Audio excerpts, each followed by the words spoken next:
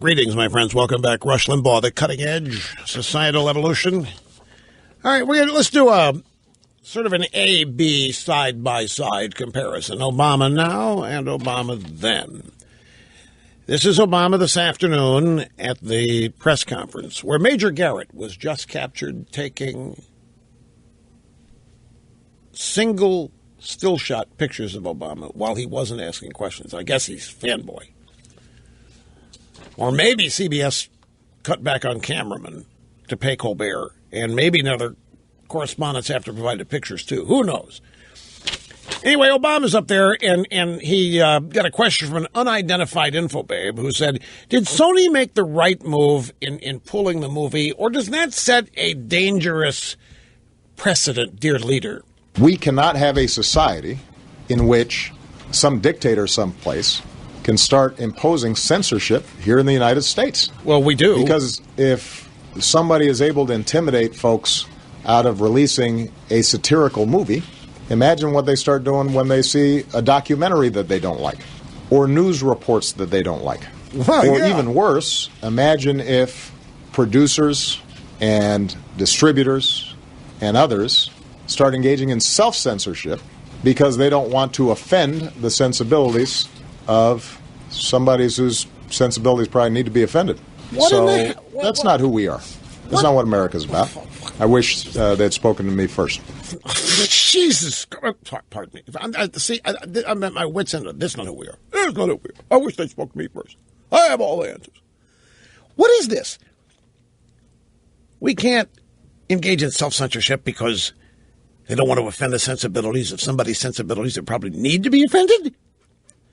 You try doing any satire or parody of anybody on the left, and nobody from Obama on down is going to come along and applaud your First Amendment right to do it. They're going to try to destroy you for doing it.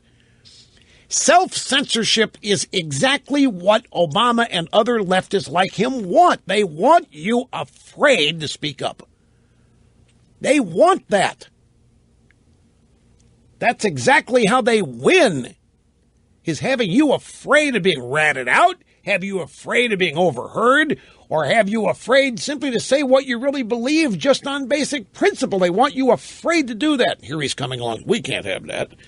His party survives on that technique. But even if you heard this, we can't have this self-censorship. We can't allow people to do this. We can't not make movies just because it's going to offend somebody.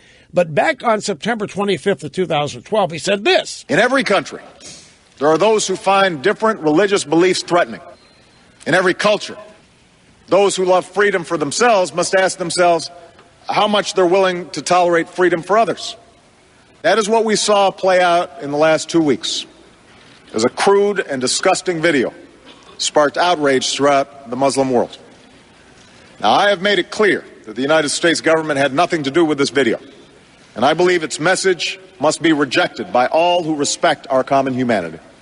It is an insult not only to Muslims, but to America as well. Right, and they put the guy in jail. Where is the tolerance for this poor guy? Nobody even saw this guy's little video. You know, even back within the first 2 weeks of being immaculated, Obama held a meeting with the Joint Congressional Leadership of the White House 2 weeks after being immaculated. And he told John Boehner, you can't keep listening to Rush Limbaugh. That's not how things get done. And that was reported, by the way. That's how I knew about it. But he openly said right to Boehner's face, and the other Republicans there too, you just can't listen to Limbaugh. That's not how things get done. You got to stop doing that. Was that trying to intimidate them? Censor me? Censor them? Not. And not long after that, Boehner came down here. He was fundraising trip, played golf, and he stopped by the orifice here. And we talked about that. And he looked at me and said, "Yeah, I can't figure out why he was doing that. I don't know why he said that. What's the point telling us stop listening to you?" Which kind of took me aback. I said, well, Mr. Speaker, what he was hoping would happen is that just one of you Republicans, just one, all it would take is one, just one of you would leave the White House and go to the microphones they have set up out there in the driveway and agree with him. He was hoping that that's how you would define crossing the aisle and bipartisan. He was hoping, even you, Mr. Speaker, this is what I told Boehner, he was hoping you go out there and say, we're not going to listen to Rush Limbaugh anymore. That's what he wanted you to do. That's what he was hoping you would do. And Boehner said, well, so he thinks that's ever going to happen. Yeah. Right. Okay.